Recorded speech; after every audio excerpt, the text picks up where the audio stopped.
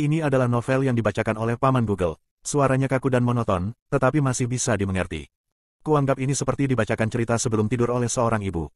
Novel ini bukan karya saya. Direkomendasikan untuk membeli buku resmi berlisensi untuk mengapresiasi dan memberi dukungan pada penulis. Terima kasih. Scam Villains Self-Saving System Chapter 42. Chapter lain bisa ditemukan di YouTube @bacakan aku.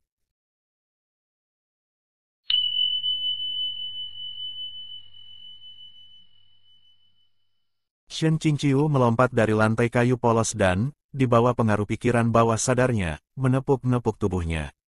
Seluruh bajunya masih ada. Namun, meskipun pakaiannya benar-benar utuh, dia tidak ingin memakainya lagi karena dia sekarang merasa itu bisa robek kapan saja. Shen Qingqiu memutuskan untuk meminjam pakaian orang lain untuk dikenakan. Siapa yang mengira bahwa begitu dia selesai meminjam dan melompat turun dari atap, dia akan menemukan beberapa orang menatapnya dengan mata terbelalak ketika dia berbalik. Musuh yang dia temui di jalan sempit ini sebenarnya adalah murid yang sama yang dia lihat tadi malam ketika festival sedang berlangsung. Dia tidak mengucapkan sepatah kata pun. Pria yang merupakan pemimpin dari kelompok lain segera mencabut senjatanya dan berteriak dengan panik, "Shen Qingqiu, kamu benar-benar berada di kota ini. Hari ini, murid Sekte Tangan Besiku akan menegakkan keadilan atas nama surga." Itu benar-benar naskah standar, tetapi mengapa sekarang ada bagian tentang menegakkan keadilan atas nama surga? Kemarin, bukankah mereka membicarakan hadiah dari istana Huanhua? Apakah menyenangkan untuk mengatakan satu hal di belakang punggung seseorang dan hal lainnya ketika mereka bertatap muka satu sama lain? Ngomong-ngomong, tentang apa benda, tangan besi, ini? Aku tidak pernah mendengarnya. Shen Qingqiu terlalu malas untuk mengganggu mereka. Dia melemparkan beberapa jimat yang baru dibuat yang menempel di dahi para kultivator. Anggota badan mereka menjadi kaku dan tidak ada dari mereka yang memiliki kesempatan untuk memblokir jimat. Shen Qingqiu sedang dalam suasana hati yang buruk. Setelah dia selesai menempelkan jimat pada orang-orang itu, dia perlahan membuat gerakan seolah-olah dia sedang merobek sesuatu. Saat berikutnya, para murid itu menemukan bahwa mereka tidak memiliki kendali atas tubuh mereka dan bergerak sendiri. Apa yang sedang kau lakukan? Kenapa kamu merobek pakaianku? Apa kau tidak merobek pakaianku juga? Sesyung, maaf, tapi aku tidak bisa mengendalikan tanganku. Shen Qingqiu berganti pakaian putih baru, polos, dan sederhana dan tidak menoleh ke belakang saat dia berjalan pergi. Setelah berjalan beberapa langkah, Shen Qingqiu melihat bahwa ada banyak orang yang datang ke kota Huaiwi, tertarik dengan pencarian orang yang diburon. Bahkan jika banyak kultivator melepas seragam mereka dan mengenakan pakaian biasa, berpura-pura menjadi orang biasa yang duduk di warung pinggir jalan, sikap mereka terlalu berbeda dari orang biasa. Shen Qingqiu merasa bahwa tidak mungkin untuk terus seperti ini. Dia mengoleskan riasan kuning di wajahnya dan sembarangan menempelkan di janggut. Setelah semuanya siap, dia perlahan berjalan kembali ke jalan. Menatap ke langit, dia melihat awan halus dan tipis. Sepertinya mereka secara bertahap menyebar.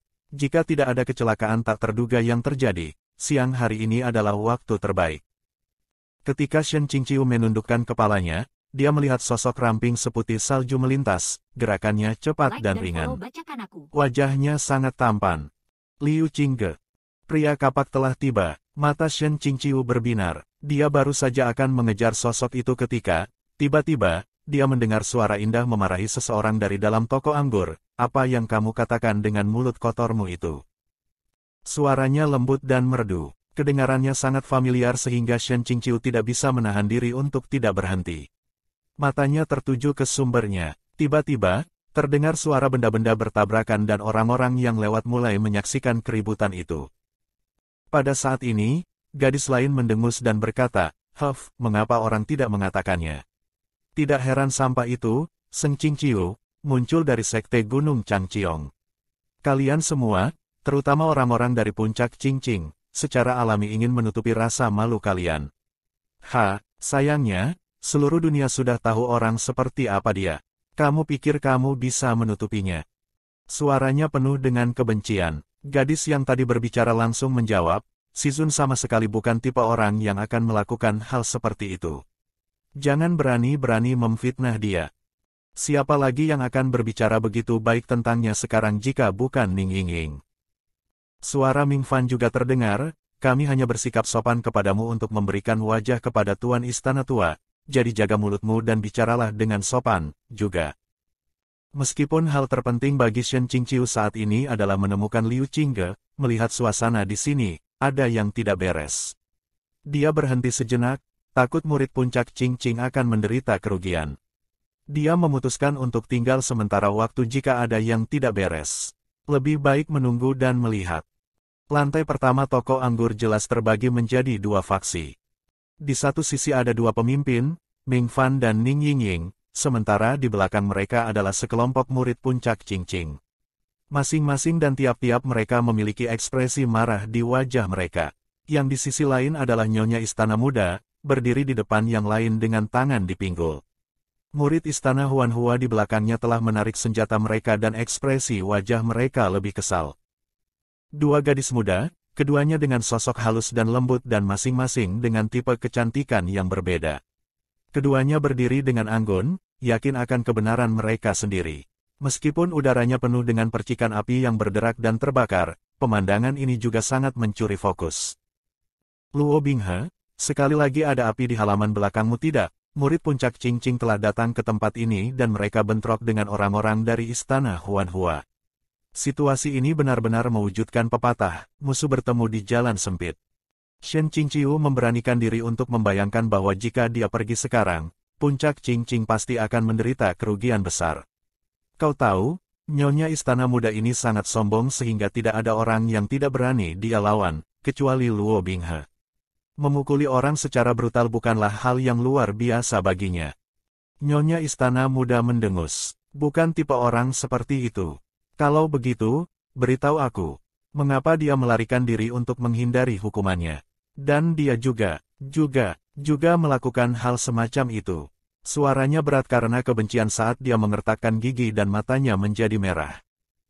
Ning Yingying membalas, si Zun belum dihukum. Apa yang kau maksud dengan melarikan diri untuk menghindari hukuman? Belum jelas siapa yang melakukannya. Kami Sekte Gunung Changqiong tidak menyalahkanmu, orang-orang Istana Huanhua, karena terlalu percaya diri dan curiga. Kalian bersikeras untuk mengunci penguasa puncak Qingqing di penjara air kalian. Jika itu tidak terjadi, maka semuanya tidak akan sampai sejauh ini.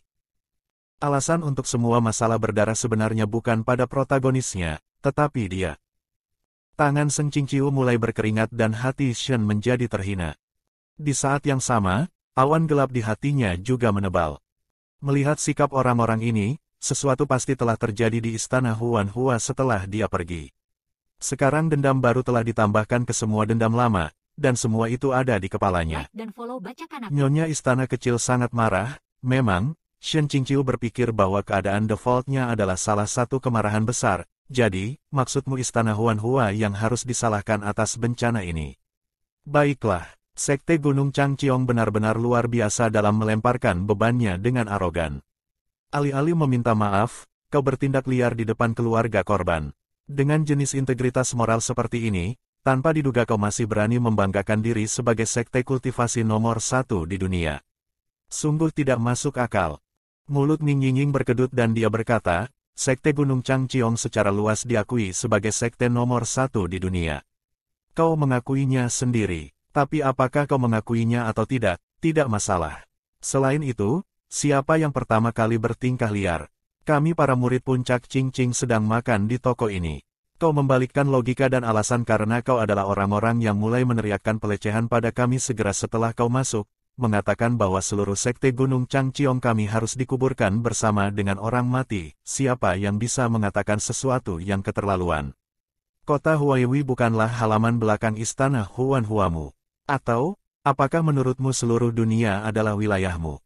Shen Qingqiu tertegun mendengar pidatonya, yang diucapkan dengan suara yang indah dan jelas. Bagaimana bisa kata-kata Yingying yang lugu, tidak terpengaruh, dan konyol tiba-tiba begitu tajam? Mengapa Nyonya Istana Muda bertingkah seperti anjing gila yang baru saja dikeluarkan dari kandangnya, siap untuk menggigit?